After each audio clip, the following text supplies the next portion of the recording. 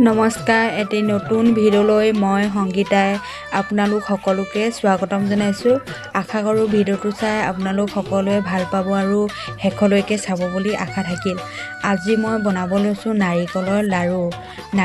নাৰিকলৰ লাড়ু বনাবলৈ মই এয়া কেৰাহী এটা লৈছোঁ আৰু এই কেৰাহীটোতে মই ৰুকি লোৱা নাৰিকলখিনি আৰু চেনিখিনি মই মিক্স কৰি ল'ম।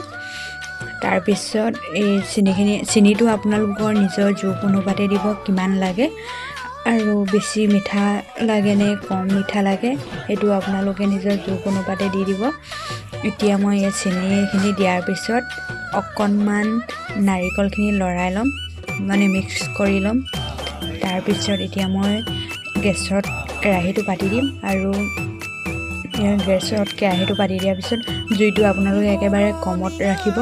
বেছি জুই দিলে নাৰিকলখিনি পুৰি যোৱাৰ সম্ভাৱনা থাকিব আৰু নাৰিকলখিনি ক'লা হৈ যাব, ৰঙা পৰি যাব, তেনেকুৱা টাইপৰ হ'ব। এতিয়া মই নাৰিকলখিনি ভাজি যেতিয়া আঠা এটা টাইপৰ হ'ব তেতিয়াহে লাড়ু বনাব লাগে। মানে হেতাখনৰ পৰা যেতিয়া এৰি নোযোৱা এটা আঠা ভাৱ আহিব, মুঠি বান্ধি আপোনালোকে মানে ভাজি থাকোঁতে লাৰি চালে গম পাব যে আঠাটো হৈছে নে নাই হোৱা, আৰু যদি হৈছে তেতিয়াহে মুঠি বান্ধিব, তেতিয়া পটককৈ এটা লাড়ু বনাব পাৰি।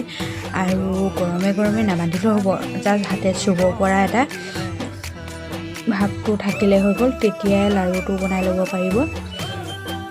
এয়া মই এটা লাড়ু বনাই দেখালোঁ। এয়া আন এটা লাড়ু মই বনাই দিছোঁ। এতিয়া মই এনেদৰে দুটা লাড়ু বনাই দেখালোঁ।